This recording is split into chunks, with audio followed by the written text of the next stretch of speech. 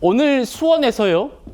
이재명 대표 배우자인 김혜경 씨의 재판이 있었는데 20대 대선 때 경기도 법인카드로 민주당 국회의원들 부인에게 식사 제공한 혐의, 그 사건의 항소심이 있었습니다.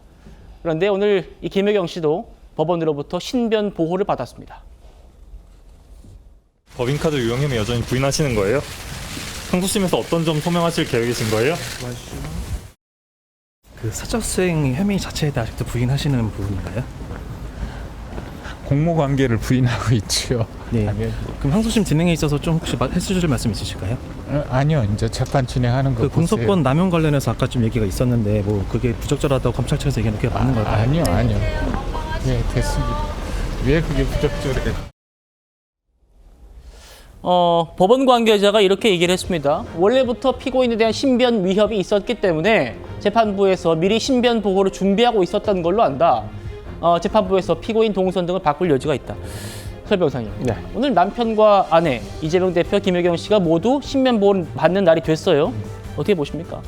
뭐 1심에서도 본인 그 김혜경 여사 측에서 김혜경 씨 측에서 아마 그 신변보호 요청을 했던 것으로 알고 있습니다. 그래서 법원이 필요성이 인정된다고 해가지고 아마 동선에 있어서 법원에 들어온 동선에 있어서 어떤 신변보호 조치를 했던 것으로 알고 있고 아마 항소심에서도 이 부분이 이어져 가는 것으로 보입니다. 뭐 오늘 그러니까 부부가 어찌 보면 이 신변보호라는 어떤 조치가 같이 이루어졌기 때문에 좀 이런 부분 등이 뉴스가 된 것 같은데요. 뭐 저는 뭐 새로운 상황은 아니라고 보고 예. 이게 1심에서도 했던 것이거든요. 그대로 했던 부분인데 그대로 이어져 오고 있다고 생각을 하고 뭐 오늘 뭐 재판에 있어서 오늘 변론 준비기일 없이 공판 준비기일 없이 바로 첫 번째 기일로 진행이 됐었는데 그 부분 관련해 가지고 뭐 1심과 같은 주장을 했던 것으로 보입니다. 그렇기 때문에 항소심에서 어떤 결정이 날지는 모르겠습니다만은 크게 변하지 않는 결정이 나지 않을까라는 저는 예측을 해봅니다. 네. 알겠습니다. 과거에 이재명 대표는 아내의 법인카드 문제에 대해서 이렇게 사과했었지요. 다시 보시죠. 제 아내가 법인카드를 썼다는 것도 아니고 그 직원들이 법인카드 사용에 절차상 문제들이 있었다는 것인데 마치 제 아내가 법인카드를 쓴 것처럼 그렇게 하는 것은 좀 과하긴 하지만 저의 불찰이고 관리 부실이기 때문에 다시 한번 사과드립니다. 고장현 변호사님, 이 사건 좀 잘 아시죠? 네. 1심에서 벌금형 유죄 나왔습니다. 그런데 김혜경 씨 측, 앞서 보셨지만 이재명 대표도 사과했는데도 사실 오인이 있다. 양형이 부당하다라면서 항고를 한 상태입니다. 어떻게 평가하십니까, 이 사건? 그러니까 이제 사과를 했다고 주장만 하지 진짜 사과를 한 게 아니죠. 그러니까 지금 저것도 내 아내가 쓴 게 아니라 직원들이 쓴 건데 절차상 하자가 있다? 그럼 직원들이 썼다는 얘기잖아요. 근데 직원 시켜가지고 뭐 사오게 해가지고 내가 먹었으면 내가 쓴 거 아닌가요? 지금 사건의 구도는 그거거든요.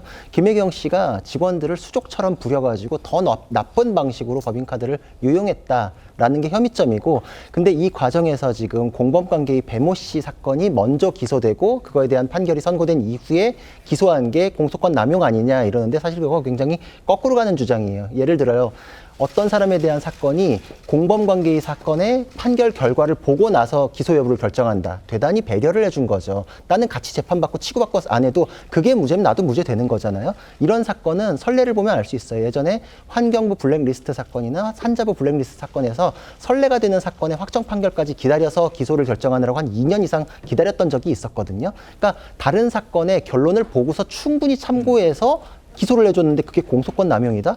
저는 이거는 진짜 거꾸로 가는 논리라 가지고 이해는 안 되고, 여기에 대해서는 자기들이 지금 어떤 혜택을 입은 것들이나 이런 거에 대해서 부인하고 공모관계를 부인했는데 당시 있었던 걸로 봤을 때는 공모관계에 대해서는 부정하기 어려운 증거들이 굉장히 많이 나왔었습니다. 예. 그때 1심에서는 사실 시간이나 뭐 몇 인분 먹었냐, 뭐 몇 시에 결제했냐 이런 것까지 다 다퉜거든요. 그러니까 사실 1심에서 충실히 이루어졌기 때문에 항소심에서 얘기하는 것들은 1심에서 이미 다 다루어졌던 거에 반복에 불과하기 때문에 사실 항소 기각 가능성을 더 높게 봐야 되지 않나 이렇게 생각하고 있습니다. 예, 뭐 그렇던지 지금 김 씨의 이 항소심 재판이 예상보다 좀 빨리 끝날 수 있다. 이런 얘기가 나옵니다.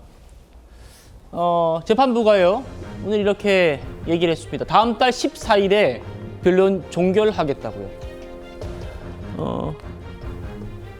4월 14일에 변론 종결되면 5월 중으로는 선고가 날 수 있습니다. 황부대 배우님. 네.